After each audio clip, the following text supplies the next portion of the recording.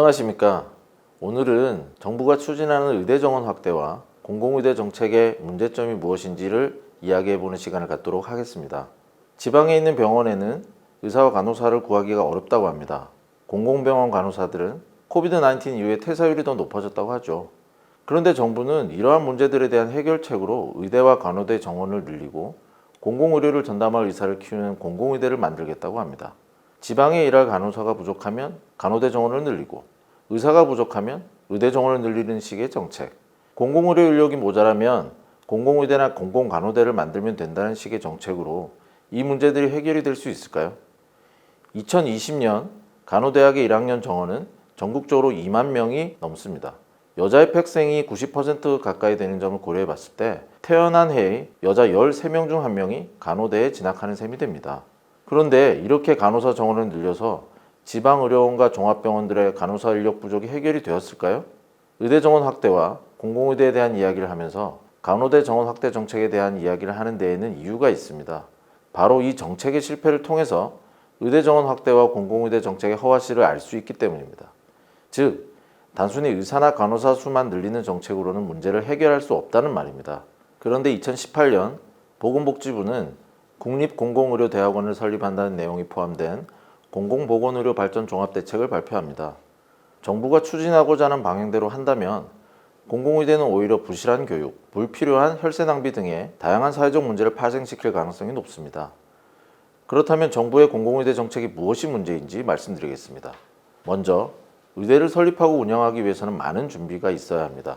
의대 교육의 필수적인 시설, 체계적인 교육과정, 자격이 있는 충분한 수의 교수진 등은 말할 것도 없고 실습교육의 학습 목표를 달성할 수 있는 적정 규모의 부속병원이 반드시 필요합니다. 그런데 정부의 발표를 보면 이러한 준비가 전혀 제대로 되어 있지 않습니다. 결국 어설픈 공공의대 설립은 서남의대 사태와 같은 상황을 되풀이시킬 우려가 있습니다. 이러한 우려가 확신이 될 수 있는 구체적인 사례를 말씀드리겠습니다. 정부는 공공의대를 설립하면서 기존 의과대학에서 등한시했던 지역사회 임상실습과 공공보건의료 교육과정을 운영하겠다고 발표하고는 몇 가지 예시를 들었습니다.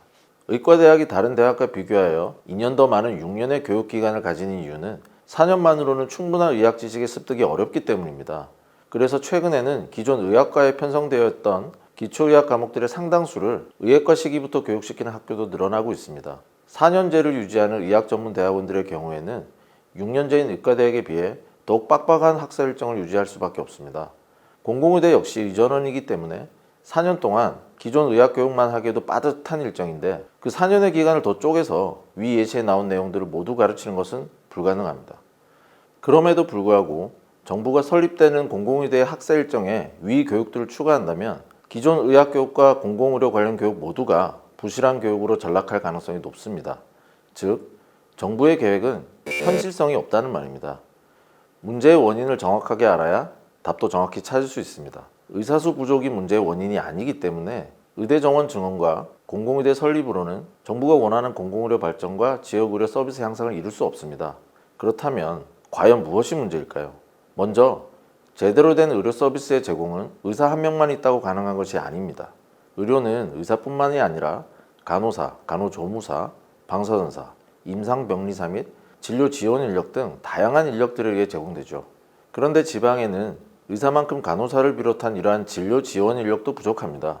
지방의 의료 서비스가 대도시와 격차가 벌어지게 된 이유에는 의사 인력의 대도시 편중보다는 오히려 다른 보건의료 인력의 대도시 편중이 더 큰 부분을 차지합니다. 열악한 근무 여건과 생활 인프라, 대도시와 별 차이 없는 임금 수준 등은 의료 인력들이 지방 의료기관 종사를 기피하는 대표적인 이유입니다. 또 다른 이유로는 수가 문제가 있습니다. 우리나라는 보험진료의 의료 서비스 가격이 매우 저렴합니다. 즉, 수가가 매우 낮다는 말이죠. 낮은 수가를 극복하기 위해서는 많은 환자를 진료해야 합니다. 그런데 지방은 대도시에 비해 인구가 적습니다. 그래서 인구가 적은 지방에서는 환자를 많이 진료할 수가 없기 때문에 의료기관 경영에 어려울 수밖에 없습니다. 이것이 의료 취약지 발생 문제의 핵심입니다. 따라서 지방에 보다 많은 의료 인프라가 들어서게 하기 위해서는 지방 인구 증가 정책과 수가 개선이 필수적입니다. 하지만 정부는 이러한 근본 문제를 감추고 의사수 증원의 명분을 확보하기 위해서 의사수가 부족하다는 통계를 지속적으로 왜곡해서 발표하고 있습니다. 한국보건사회연구원은 공공의대 설립의 필요성을 설명하면서 OECD와 비교해서 우리나라는 인구 1000명당 의사수가 65% 수준으로 부족하다고 밝혔습니다. 우리나라는 의사수 증가 속도가 빠르지만 아직 다른 나라에 비해 턱없이 부족한 것은 사실이라고 말했죠.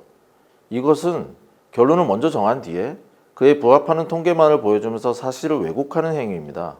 2018년 발표된 OECD 통계를 보면 우리나라의 인구 1000명당 의사수는 2.3명으로 낮은 것으로 나오지만 미국의 2.6명이나 일본의 2.4명과 비교해서는 크게 차이가 나지 않습니다. 그런데 국민 1인당 연간 의사 진찰 건수는 17건으로 OECD 국가 중에 최고로 기록했습니다. 그러면서도 GDP 대비 경상 의료비는 7.6%로 평균보다 낮았습니다. 결국 우리나라 국민들은 저렴한 비용으로 많은 의료 혜택을 누렸다는 겁니다. 이런 상황인데도 의사가 부족하다고 할 수 있을까요? 2013년 보건복지부가 발표한 한눈에 보는 국민의 보건의료 지표를 보면 2000년 대비 2011년 활동의사 수는 56.9% 증가했고 이는 같은 기간 동안의 OECD 평균 증가율의 3배에 해당하는 수치였습니다.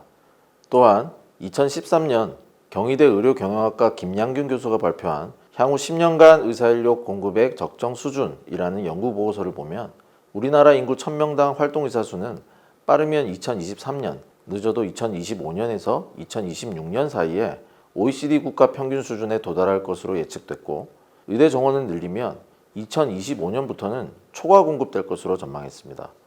이런 상황인데도 의대 정원을 확대하고 공공의대를 설립하는 게 정말 필요하다고 생각하십니까? 의사들이 의사수 증가를 우려하는 이유는 의사들의 수익 감소가 걱정되어서가 아닙니다. 그 이유는 의사수가 증가하면 전체 의료비가 증가하게 되고 결국 이로 인해서 건강보험 재정이 부실해지고 국민 부담이 증가하기 때문입니다. 정부는 공공의료 부족과 지역별 의료 격차의 진짜 원인을 정확히 파악해서 이를 해결하려고 노력해야 하고 장기적인 안목으로 미래를 내다보고 적정한 의사수급 정책을 펼쳐주길 바랍니다. 이상 대한병원의사협의회였습니다. 시청해주셔서 감사합니다.